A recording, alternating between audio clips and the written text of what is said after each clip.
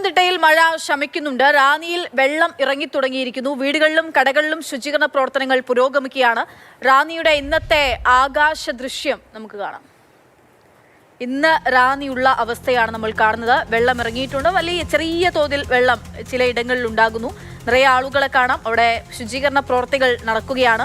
ഹരിതകർമ്മസേന ഉൾപ്പെടുന്ന വിവിധ സന്നദ്ധ സംഘടനകൾ ഉൾപ്പെടെ ഇതിന്റെ ഭാഗമാകുന്നുണ്ട്. കടകൾ പലതും അടച്ചിട്ട നിലയിലാണ്. കുറെ കടകളിൽ നിന്നും എല്ലാം തന്നെ വെള്ളത്തിലായി നശിച്ച അവസ്ഥയാണ്. മാറ്റുകയാണ്. നോക്കൂ, നമ്മൾ ഇന്നലത്തെ ദൃശ്യങ്ങളാണ് മറു ബോക്സിലായി കാണുന്നത്. 2 ബോക്സിലായി പ്രേക്ഷകർക്ക് ദൃശ്യങ്ങളിൽ കാണാം.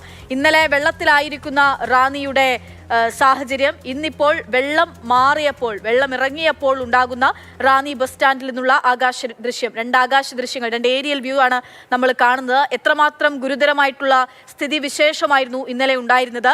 ഇന്നേക്ക് അത് വലിയ സമാധാനം ഉണ്ടാവുന്നു എന്നുള്ളതാണ്. അപ്പോൾ അത്രയും വെള്ളം കയറി അത്രയും പ്രദേശമാകെ മലീമസമായിരിക്കുകയാണ്. അവിടെ എല്ലാ സാധനങ്ങളും, ആളുകളെ സംബന്ധിച്ചിടത്തോളം അവരുടെ സാധനങ്ങളൊക്കെ കടകളിലെല്ലാം നശിച്ചു പോയ അവസ്ഥയുണ്ട്. അതൊക്കെ ഇനി എടുത്തു മാറ്റണം. വേണ്ടതും വേണ്ടാത്തതും വേർതിരിക്കേണ്ടതുണ്ട്. അപ്പോൾ അവരതിന് സമയം ആവശ്യപ്പെട്ടിട്ടുണ്ട്. പക്ഷെ ഇത്ര പെട്ടെന്ന് തന്നെ അവിടെ വൃത്തിയാക്കിയിട്ടുണ്ട് എന്നുള്ള കാര്യവും നമ്മൾ ശ്രദ്ധിക്കേണ്ടതുണ്ട്. ഇപ്പോൾ സമയമാകെ 12 മണിയാകുന്നതേ ഉള്ളൂ. അപ്പോഴേക്കും അവിടെ വൃത്തിയാക്കലൊക്കെ ഉണ്ടായിട്ടുണ്ട്. ഇനി കടകൾക്കുള്ളിൽ ഉള്ള സാധനങ്ങൾ ഏതൊക്കെ വേണം ഏതൊക്കെ വേണ്ട ആ വേർതിരിവ് മാത്രമാണ് നടക്കാനുള്ളത്.